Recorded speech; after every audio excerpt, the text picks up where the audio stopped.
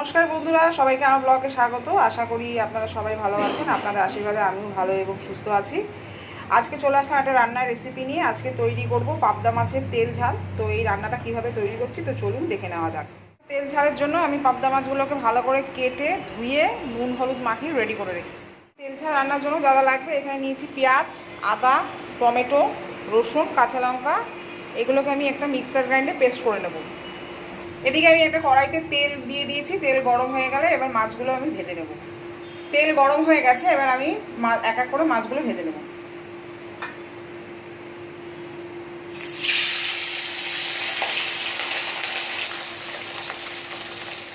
ভাজা হয়ে গেছে, এবার আমি এক এক করে তুলে নেব। পাবদা মাছগুলো ভেজে এখানে তুলে রেখে নিয়েছি। ভাজার তেলেই দিয়ে দেবো একটা গোটা তেজপাতা, দুটো শুকনো লঙ্কা,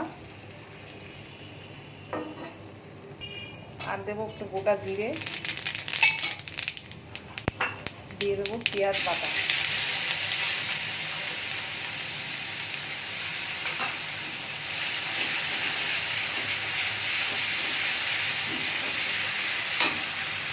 পেঁয়াজটা ভালো করে ভাজা হয়ে গেছে, এরপরে এবার দিয়ে দেবো টমেটো।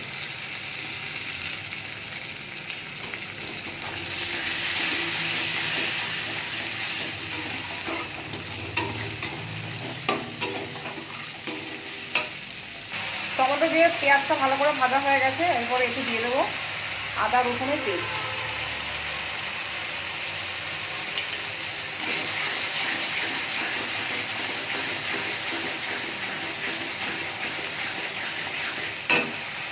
আমার ভালো মতো ভাজা হয়ে গেছে, এরপরে আমি এতে গুঁড়ো মশলা অ্যাড করব।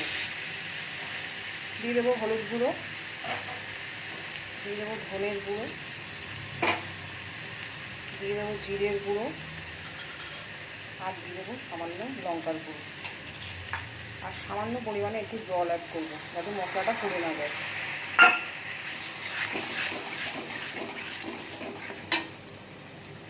মশলাটা আমার কষানো হয়ে গেছে, এবার এর মধ্যে আমি জল অ্যাড করব পরিমাণ মতো।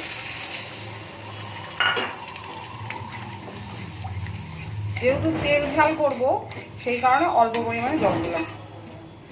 ফুটে গেছে, এবার মাছগুলো আমি এক এক করে দিয়ে দেবো।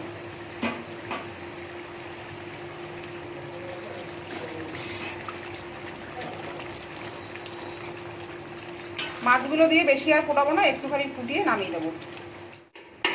দেখে নেবো এবার হয়ে গেছে কিনা।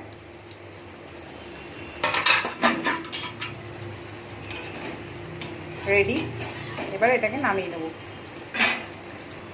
এরপর আমি এর মধ্যে ধনেপাতা কুচি দিয়ে, অল্প করে ধনেপাতা কুচি দিয়ে দেবো।